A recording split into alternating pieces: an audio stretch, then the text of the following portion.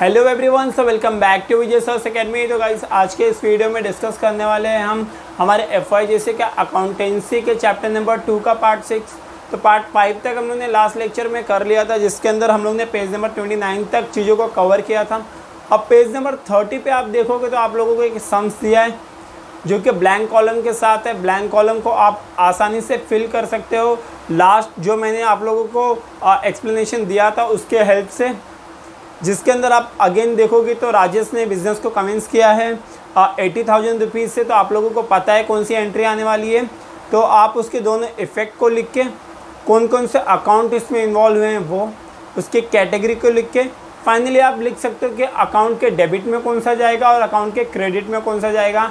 चीज़ें काफ़ी ईजी हैं, आपको सिर्फ पूरे के पूरे टेबल को अच्छी तरह से बनाना है और आपको लास्ट सम को देख के सारी चीज़ों को सेम टू सेम उसी तरह से आपको उसके हेल्प से कॉपी कर देना है।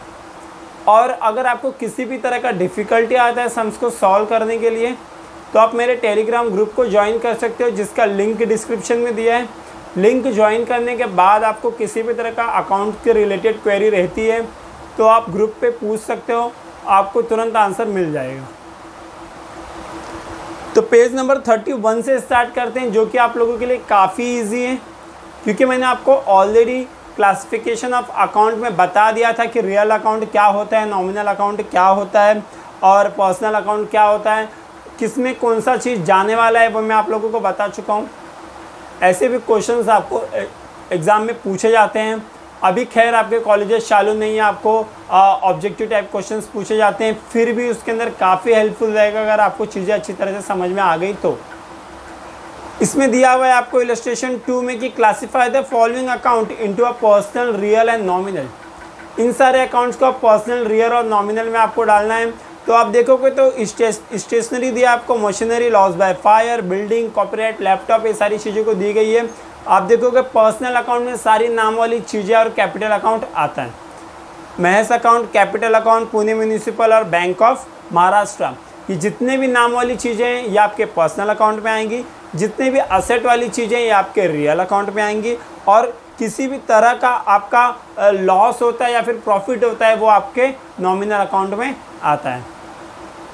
अगला क्वेश्चन भी सेम उसी तरह से दिया हुआ है, फिर से उसका सॉल्यूशन देखोगे नीचे पर्सनल अकाउंट, रियल अकाउंट और नॉमिनल अकाउंट के अंदर पर्सनल अकाउंट में फिर से आपके outstanding salary, Rohit, life insurance, prepaid, loan, drawing, ये सारी चीज़ें पर्सनल अकाउंट में जाती है। चीज़ें आपको सिर्फ रेक्टिफाइड करनी है कि आपको अच्छी तरह से चीज़ें समझ में आ जाए, याद रहें। देखो अकाउंट समझना बहुत ज़रूरी है, मगर इनिशियल स्टेज पे आपको कुछ चीज़ें रटनी होती हैं, क्योंकि आपके एग्ज़ाम में आपको इतना टाइम नहीं मिलेगा 12th स्टैंडर्ड में कि आप चीज़ों को बैठ के वहाँ पे एनालिसिस कर पाओ। चीज़ें याद रहेंगी, क्विकली आप एक जगह से दूसरी जगह पे एंट्री करोगे, टैली करोगे और सम्स को सॉल्व करोगे, ना कि वहाँ बैठ के एनालिसिस करोगे। तो ट्राई करो कि चीज़ों को मगअप कर लो आधा और चीज़ों को समझो भी, ताकि दोनों चीज़ें साथ साथ में चलती रहेंगी। इजीली आप एक्सपर्ट हो जाओगे अकाउंटेंसी के।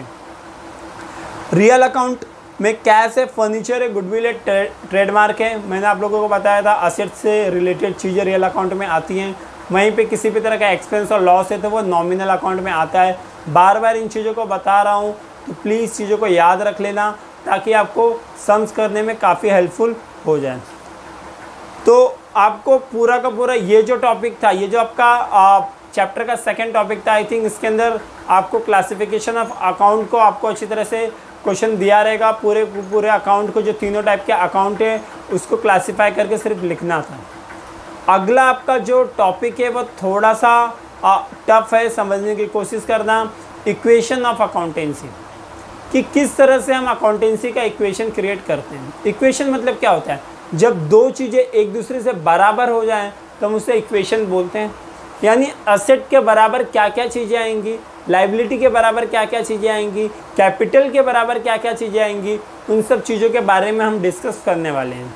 और ऐसा क्यों होता है वो चीज़ भी हम डिस्कस करेंगे आगे के सम्स में, जिसमें हम बोर्ड प्रॉब्लम लेने वाले हैं। और आपको कोई भी डिफ़िकल्टी होती है तो मैंने आपको ऑलरेडी बता दिया है, मेरा टेलीग्राम चैनल है, उसका लिंक डिस्क्रिप्शन में अवेलेबल है, उसे ज्वाइन कर लेना। देखते हैं अकाउंटेंसी का इक्वेशन क्या होता है। Accounting equation signifies that asset of business are always equal to total of its liability and capital. ये कहते हैं किसी भी बिजनेस का जो असेट होता है यानी टोटल प्रॉपर्टी जो उसका होता है वो बराबर है उस बिजनेस के लायबिलिटी प्लस उसके कैपिटल से। अब लायबिलिटी मतलब आपको पता है, कैपिटल मतलब आपको पता है और असेट मतलब भी आपको पता है। तो इक्वेशन को याद रख लेना, asset is equal to liability plus capital. वहाँ पे लिखा हुआ है, जो चीज़ों का आपको थोड़ा सा रेक्टिफाइड करना पड़ेगा जो कि काफ़ी ईजी है। आगे है आपका capital is equal to total asset minus outsider liability. Liability क्या होता है, सॉरी कैपिटल क्या होता है? आप क्या करते हो, टोटल असेट में से आउटसाइडर लायबिलिटी को अगर निकाल दो तो वो चीज़ कैपिटल बन जाती है। अगर टोटल असेट में से आउटसाइडर के लायबिलिटीज को निकाल दो तो वो चीज़ कैपिटल बन जाती है। असेट मतलब क्या होता है? Asset is equal to capital plus outsiders liability. आप असेट को इक्वल करोगे तो कैपिटल और लायबिलिटी को प्लस करना पड़ेगा। Asset is equal to capital plus outsiders liability, यानी आप ओवरऑल देखोगे तो asset is equal to liability आपको करना जरूरी हो जाता है। जब भी आप किसी भी फाइनल अकाउंट में बैलेंस शीट करते हो तो आपको आपका बैलेंस शीट को टैली करना जरूरी होता है, तभी जाके आपके सम को फुल्ली कंप्लीट और राइट माना जाता है। या आप देखोगे फाइनल अकाउंट में। अभी के लिए बस बेसिकली इतना जान लो, असेट और लायबिलिटी को हमेशा इक्वल करना पड़ता है बैलेंस शीट के अंदर आपके सम को टैली करने के लिए। देख लेते हैं asset is equal to liability के लिए क्या आगे एग्जांपल दिया है। आप सपोज करो कि राहुल ने बिजनेस को स्टार्ट किया 50,000 रुपये से। अब कोई अगर बिजनेस में पैसा लाता है तो ऑब्वियसली वो कैश के फॉर्म में लाया, और जो बिजनेस में पैसा लाया तो उसे हम क्या कह सकते हैं, कैपिटल बोल सकते हैं। वहाँ लिखा है asset is equal to capital plus liability. क्या अभी तक किसी भी लायबिलिटी की बात हुई है? नहीं।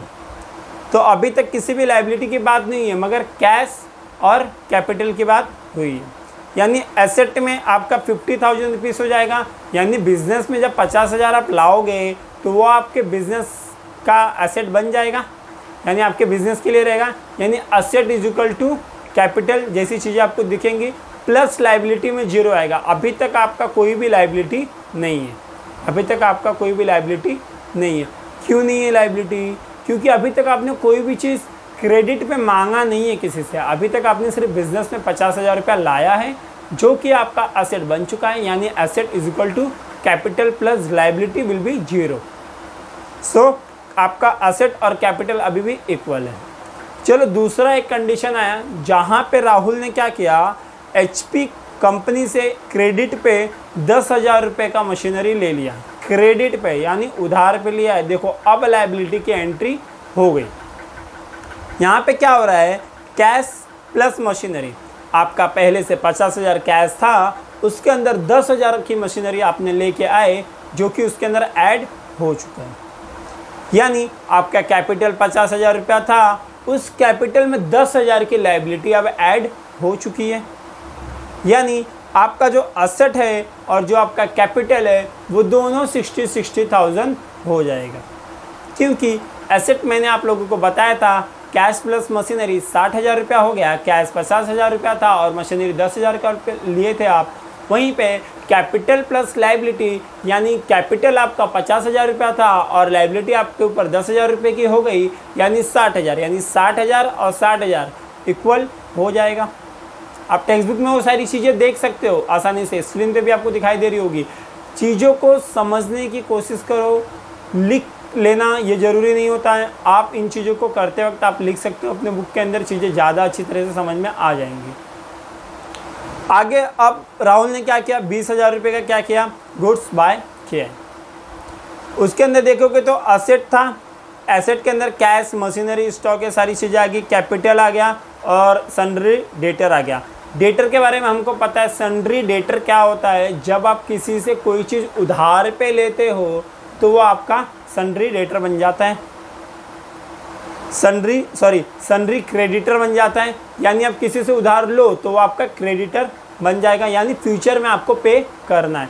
आपके कस्टमर आपके डेटर बनते हैं, यानी आपको पैसा लेना है जिससे वो आपका डेटर बनेगा, आपको पैसा देना है जिसको वो आपका क्रेडिटर बनेगा। फर्स्ट चैप्टर में मैंने आप लोगों को ये चीज़ बता दिया था ऑलरेडी।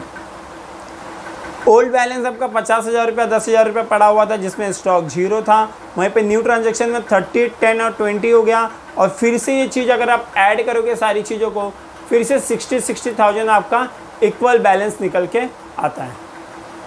ये चीज़ें ज़्यादा अच्छी तरह से क्लियर होंगी जब हम लोग नेक्स्ट वीडियो में, नेक्स्ट लेक्चर में हम जब बोर्ड प्रॉब्लम लेंगे, जिसके अंदर एक एक सॉल्व्ड एग्जांपल को ही बोर्ड पे करके ट्राई करेंगे कि चीज़ों को किस तरह से लिखा है और क्यों लिखा गया है, ताकि आपको चीज़ें ज़्यादा क्लियर हो पाए और आप जो अनसॉल्व्ड एग्जांपल है उसे खुद से सॉल्व करो। और कोई भी प्रॉब्लम आया है तो आप टेलीग्राम ग्रुप को ज्वाइन करके उस पर आप क्वेश्चंस पूछ सकते हो, आपको तुरंत आंसर मिल जाएगा।